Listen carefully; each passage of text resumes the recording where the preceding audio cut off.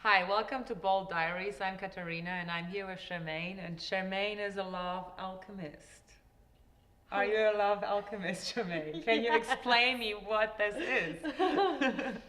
Basically, I see everything as love or a call for love. And just like alchemy in the old ancient times, alchemy is the transition from one metal to another, one plant to another, one thing to another. And alchemy in a human is basically removing anything that doesn't serve you to get to your purest source. So that's what we do in Love Alchemy. It's a little bit of a process to get to the point where you are living in unconditional love and you can see yourself and everyone and everything. That's really beautiful. And you do that through meditation or classes, or what is your tool to bring that philosophy to the world? Wow. Well, it comes through in a lot of different ways. I do one-on-one coaching. Meditation is key in all my coaching. I teach meditation classes. I'm a Kundalini yoga teacher. I'm also a hypnobirthing coach. So I work hypnobirthing. Oh, Yeah. So interesting. I help couples have babies with Uh-huh. little to no pain through Uh-huh. meditation, going deep within. Um, Basically, doing the work. Part of getting to a place where we feel really good, we feel joyous, we feel love, and we know how to create everything in our existence is from doing the work. And what is the work? Let's get to the work now. The work would include meditating. The work is going to include listening to your self-talk. The work is going to include waking up in the morning and starting to begin the practice with gratitude. Instead of picking up our cell phones, looking for that love from outside of ourselves, doing some stretching exercises to get us into our core, into our third chakra, writing down, doing brain dumps. Basically, we have 70,000 thoughts per blink of an eye, and it's a little bit overwhelming, all this brain chatter, but it's literally there for us to grow. This brain chatter is actually good for us so that we can get so burned by life, which is the first stage of alchemy, calcination. We can get so burned by life, we'll feel judged, mistreated, betrayed, unloved. All of these things have to happen to condition us to become like that mythical bird, the phoenix, to basically fly out of the ashes and live from this place of bliss and joy. And peace is a funny thing. I just saw this amazing thing the other day, and it was like, if you really wanted peace, you would have stayed where you were. Ah, okay. All the great teachers, Jesus, Buddha, Muhammad, all of them, on and on, Krishna, they all had a lot of work to do on this planet. They all went through the muck. The other analogy is the lily coming out of the mud, or the caterpillar turning into the butterfly. The earth gives us so many of these opportunities to see what it is to grow and to change, and that's what we're here to do. So basically, you are saying that whatever hurts us and burns us is actually the place where we will get our opportunity from to be reborn in a way. Exactly. That's it. Exactly. Okay. You got it. So how do people get it? Because people don't want to suffer. No one wants to go through pain and anything that is not comfortable or not beautiful. And so if that is a necessary step, basically each person's journey is going to be different, so everybody's process is going to be different. So we start with what is going on with you, because anything, if there's any dis-ease in the body, it's connected with some dis-ease of the mind, which is, you know, say for example, one of my clients, he has a stiff neck. And so the thing is that when you have this disconnect, he was wondering why it's been bothering him for so long. And it's because the connection between the head and the heart isn't functioning. He's working right now from his head, not from his heart. So I suggested, or I asked him, what do you really like to do? Are you doing what you really like to do? And his business is not one that is making his heart sing, but it's bringing in abundance for the family. And he's also taking care of a 2-year-old. That's a lot of work. And so he's not taking care of himself. And so part of that process is literally filling your cup up first, finding all the ways that you can take care of yourself first. And be number one, because nobody is more important than you. Nobody is more important than you, than you, than you, than you. Nobody. It has to start here. So everybody's journey is going to be different. You know, another client, she's working with a lot of things in the endocrine system. And that stems from relationships with parents and you know, not having great relationships with males. And the first thing is awareness. Everybody's got their story, everybody's got their journey, but once we become aware of what's going on in our body, why it's going on, then we can heal it. And then we work with there's a system. It's as if there's an iceberg. So the conscious mind is the top of the iceberg. The unconscious mind, the subconscious, is the bottom of the iceberg, the part that you can't see. So we really want to dig into that zone and see what happened from the ages of 0 to 6. Because whatever happened, that's what we hold as truth. That's what we knew as love. So we want to go in and we want to heal whatever it is that our little girl or little boy is still protecting us from.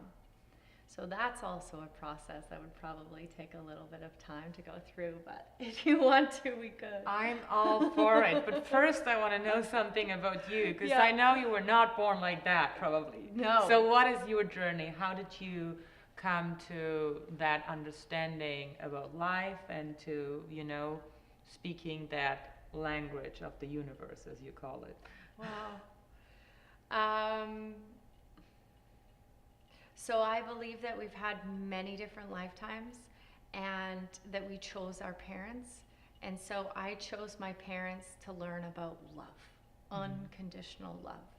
They ran a daycare and we raised about 250 children altogether. Wow.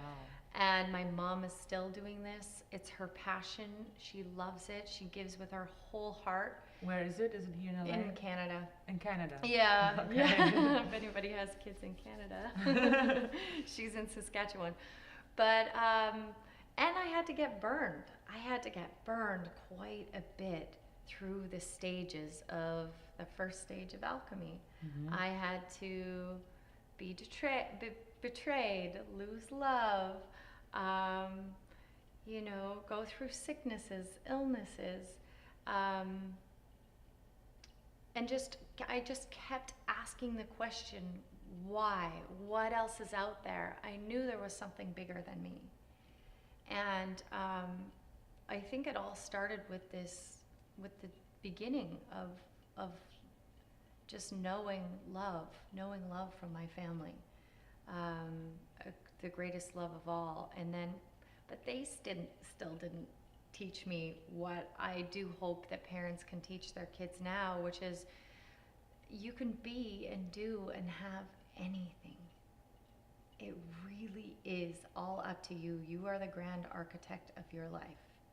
And you are in charge, and you are constantly creating. And I just, it was the first time it happened for me. I was in a cab on my way to this big audition in New York. And it was for one because of the... you were acting as Yeah, well. yeah, of course. And I have a theory about that too. But I was on my way to this big audition, the best school in the world for acting. And I just closed my eyes and I envisioned everything, how it was going to go and what they were going to say after.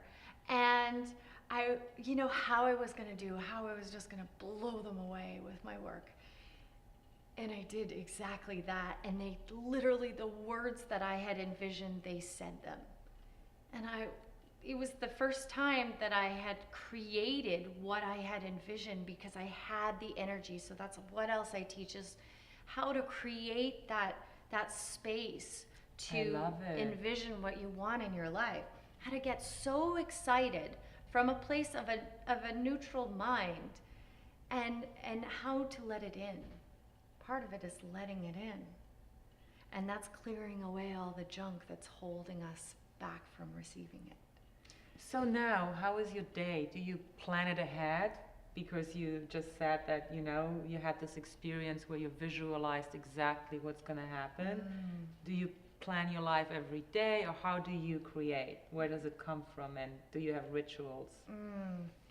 For the most part, I really try and stay in the present moment. Because we have 3 channels of creation. That first channel is the sexual channel.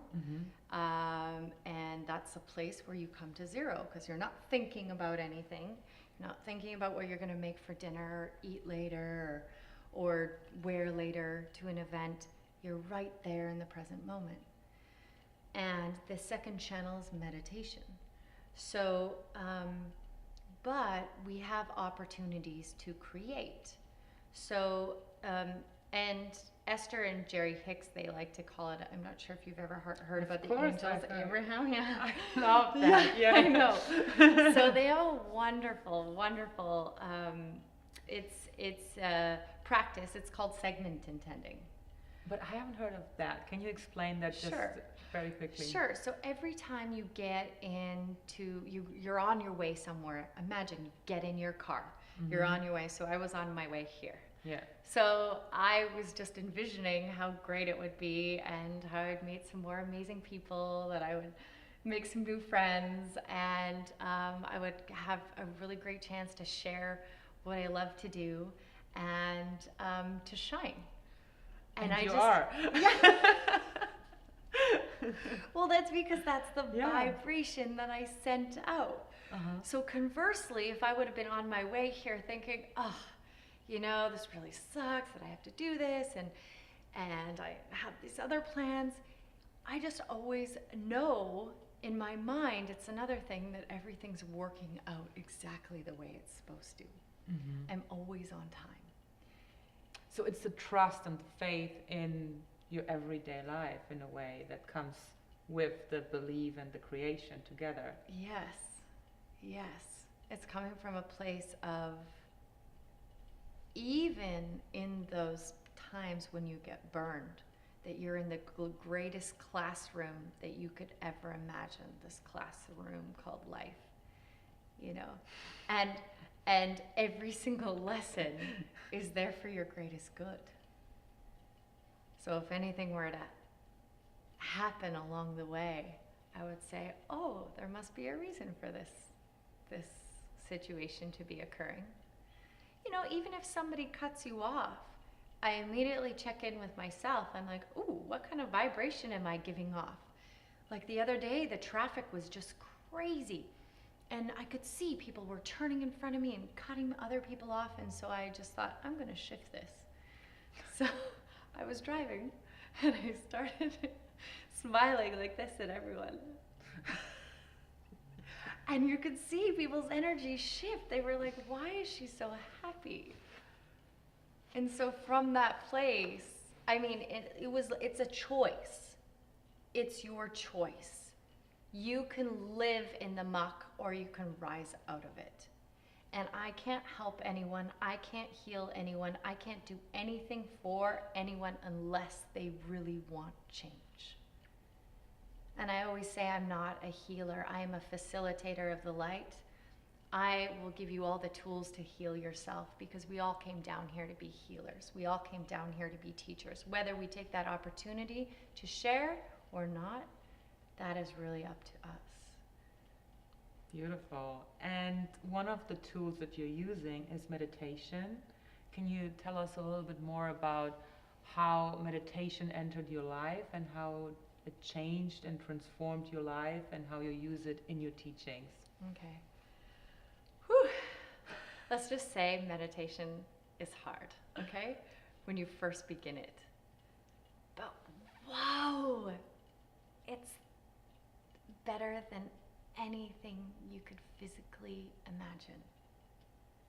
Once you get to that space of nothing, the ego almost wants you to take you out of it, because this is the healing room where our bodies are generally only there 2 to 3% of the time, and 95% of the time we're in fight or flight, constantly rushing, panicking, not in the present. So when we come to this space, now everybody's going to have their own practice, whether it be yoga. Yoga is awesome. Meditation, having a studio like BOL Meditation to come to. Community groups that are meditating. There's all sorts of programs. There's apps. There's Oprah and Deepak have a meditation 21 days. It's very simple, 20 minutes. They give you the intro. You start simply, and the practice will take you over and your life will shift. And the gravity of it is, it's a game changer. Everyone I know that meditates, their life is soaring. It's because finally you quiet the mind chatter and you listen to the message from above, and you listen to the message from your heart.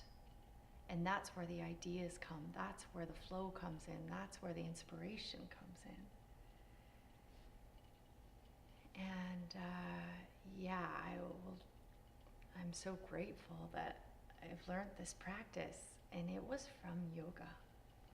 I used to go to church, and that was a practice, but I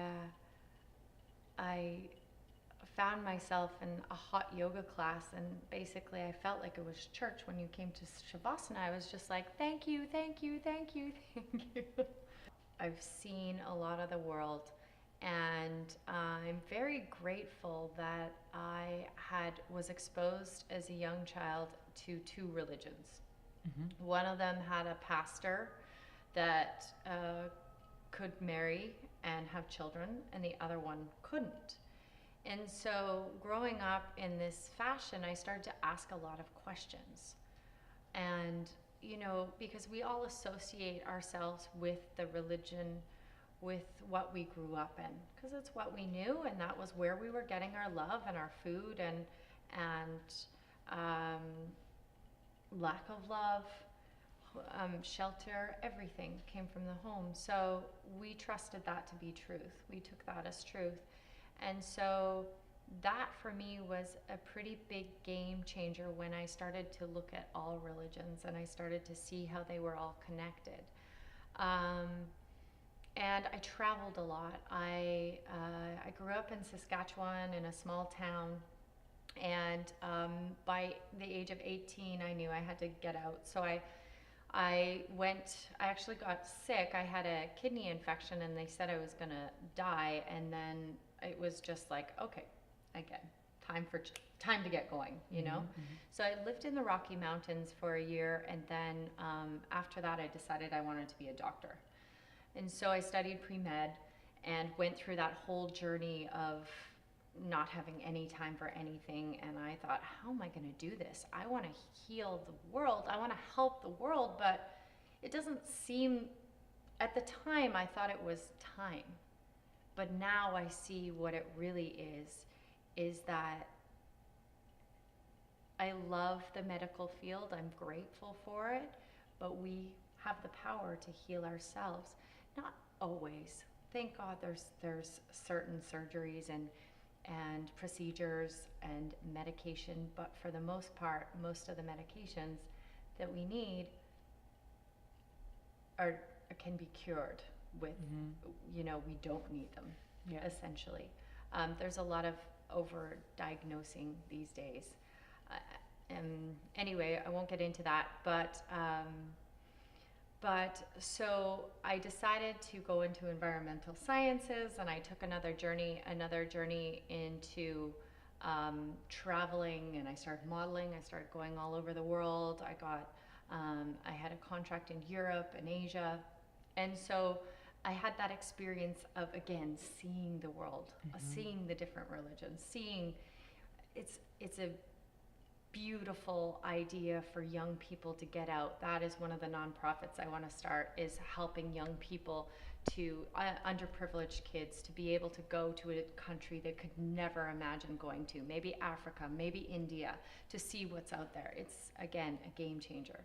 So and then I came back, and I moved to Montreal, got another contract to model with Ford, and so they were able to send me off again, and then I got into this big school in New York, and now ended up in LA. So through all this travel, and through the desire to be an actor, the thing about actors is they really want this connection. They really, the way you're listening to me, that's what an actor wants. And they think that they're getting it on the stage, because it's just as good as having an orgasm when somebody is really listening to you. And so a lot of actors end up being spiritual teachers, because eventually they realize that what they're really seeking is that connection with their source, and that is always there. So once they dive into that connection with their source, they don't need this, because they give that and they receive that all the time. So so it took a long journey to get to this point, and not knowing what I wanted to do, till, you know, I got to a really ripe age where I was just like, I'm not married yet, I don't have children, I don't even know what I want to do. What age was that? Because, you know, that is defined by many people in, you know, a different way. I know, 38. So at 38, you were thinking that it was like the moment where you were like, okay. Yeah, it basically felt like a little bit of rock bottom. Like, and I started hurting myself. I started accidentally hurting myself, falling out of a tree, picking lemons, hurting my lower back, slicing my middle finger open. There was one other thing that happened, and all of these things, like I said, everything is connected to the mind. It was all connected to self-love. I realized that in my mind, I was beating myself up, you know, and I had a boyfriend that was telling me that it would be great if I was 15 pounds lighter. You know, I was the same weight as I am. I was probably skinnier. Wow. But it wasn't him, again. It was me. Attracting that person into your life so you can feel the pain again. Yes, you got it. Because you're familiar to it. Yes, and because that's what I was reflecting. Yes. I'm just a mirror for everybody. Yeah. So basically, he was saying Picking to me, up of what you were secretly maybe somewhere wanting to hear to heal. I don't know. That's next level thinking. Yeah. Yes. Good on you. See, you know this work. But how did you break out of it? How did you, you know, realize that this is not rock bottom and it's over, but I can laugh at this. I can go beyond this. I was also acting, struggling for money, making as much money as I was putting into it. And there, you know, it just kind of went on and on down the rabbit hole, although I always had enough. I knew I'd always be taken care of. There was this underlying feeling of that. But I started asking how.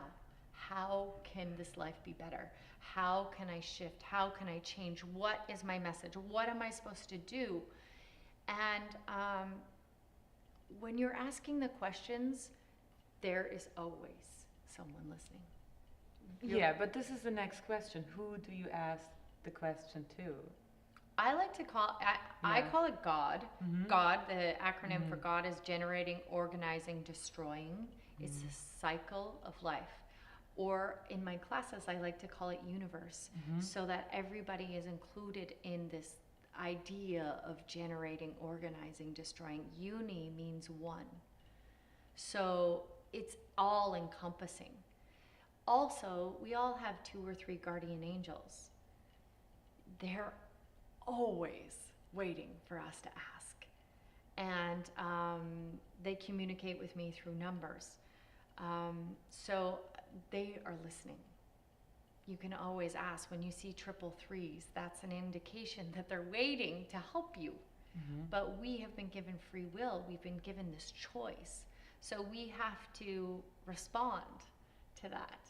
We have to ask. And so I started asking. I was like, how? How can I shift? And I knew I wanted to be in the healing world in some capacity. So I started looking up all the different healing modalities. And I really wanted to teach yoga. And the specific school that I went to in India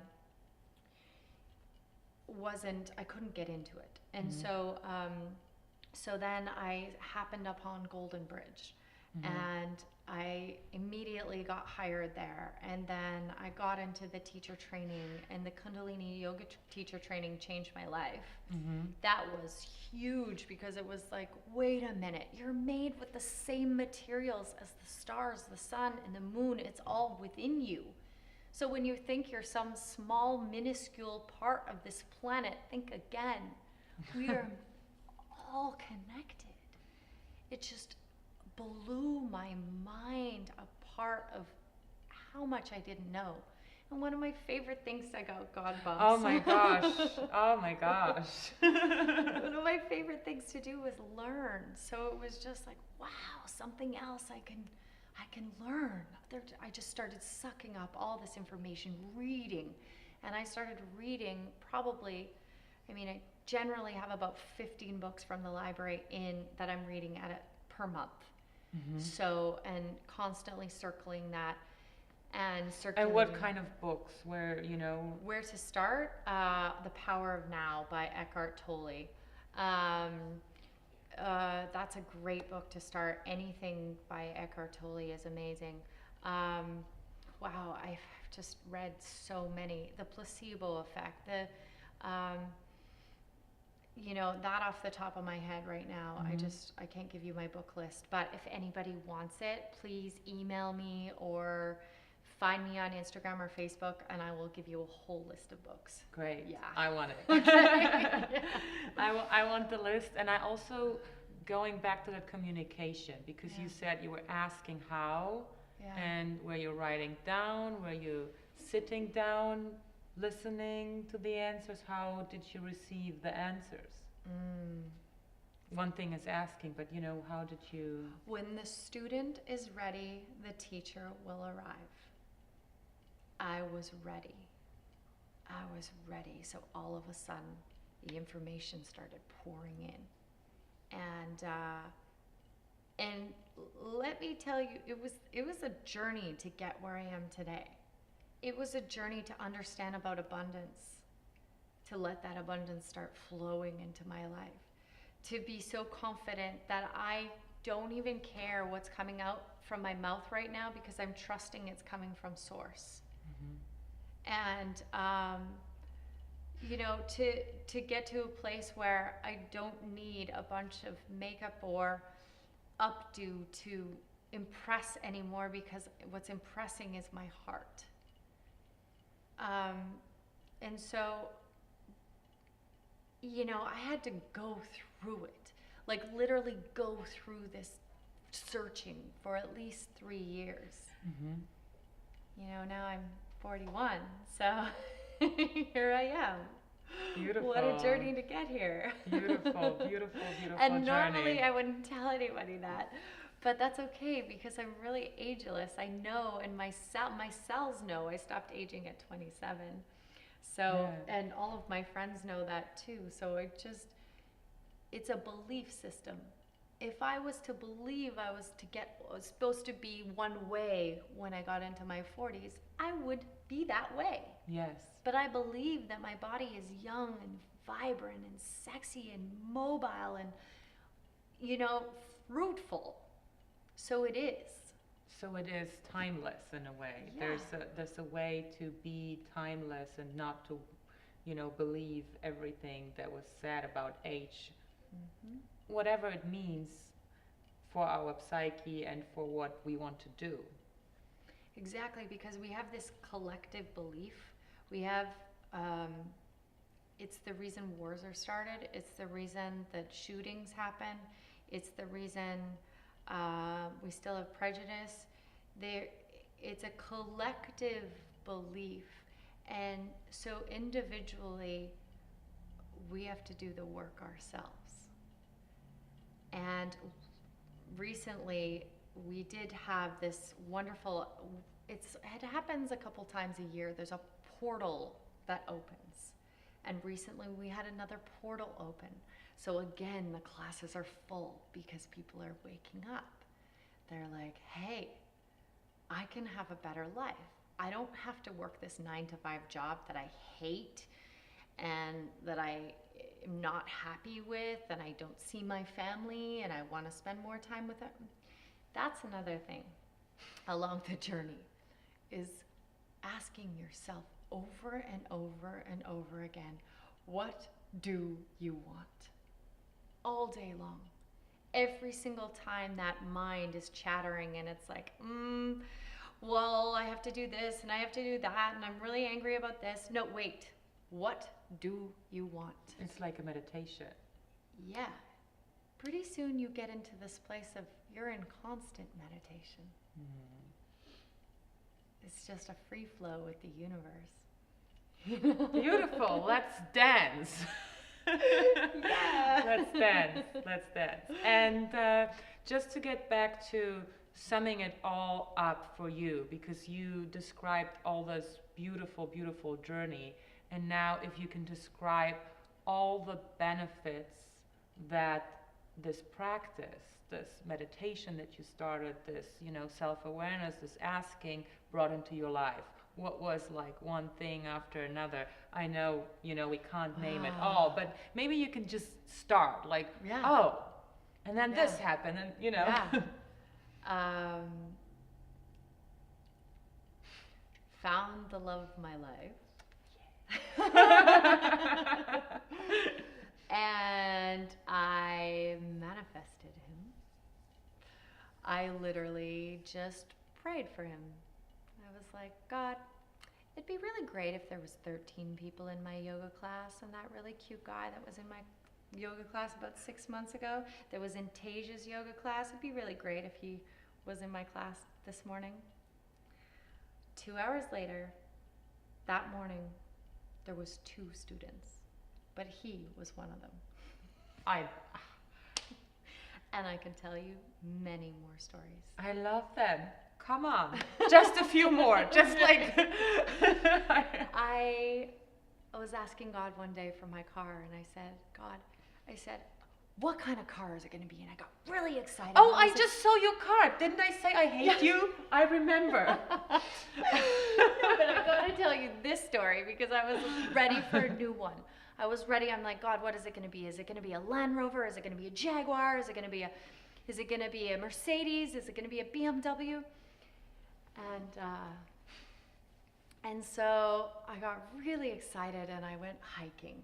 And this is where I bring myself to a space of zero as well. It's another way you can meditate. Not everybody can sit here and still the mind just like that. You can start by walking. You can connect with nature. Nature will teach you how to meditate. So I started walking in nature, and I have a practice of helping If the soul wants it, I just help them heal and release as I'm hiking. So I just went and did my walk and felt so great. And then I went to Trader Joe's after, and I got back in my car after I finished shopping, and I turned my car on, and in front of me, I kid you not, is a beautiful red and black Mercedes. And it has my name on the license plate. I was like, what? Within 2.5 hours, the universe had given me my car, had shown me this beautiful car that said NKA Char, C-H-A-R. And my name is Charmaine, and all my friends call me Char. So I was like, wow, universe. I got so excited, got out, took a bunch of photos of it, took a photo of the car, and I got back in the car and I said, wow, universe, this is amazing. But how is a yoga teacher going to afford this? It is not your business to ask how. It is the universe's business. All you have to do is ask. So here I was, the universe, as soon as we say but, we negate it. We negate what the universe just gave us. So here I was negating it, but the universe was like, she's been working really hard. We're going to give her a second chance. So the girl that owns the car comes to her car, and I jumped out and I said, hi, my name is Charmaine. I really love your car. Where'd you get it? And she's like, Mercedes. And I said, I know. Where? She said, Encino, Mercedes. I said, okay, great. I said, and what does the license plate mean?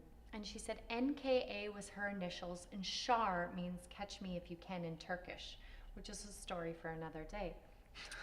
And then I said, do you mind me asking what you do for a living? And she said, I'm an esthetician. And I thought, wow, you can really be and do and have anything. And that's a beautiful, beautiful takeaway from everything that you said. And thank you. Yeah. Thank you again Yeah. for sharing those beautiful stories of manifesting, of the law of attraction, and of unconditional love. Thank you so much. Thank you.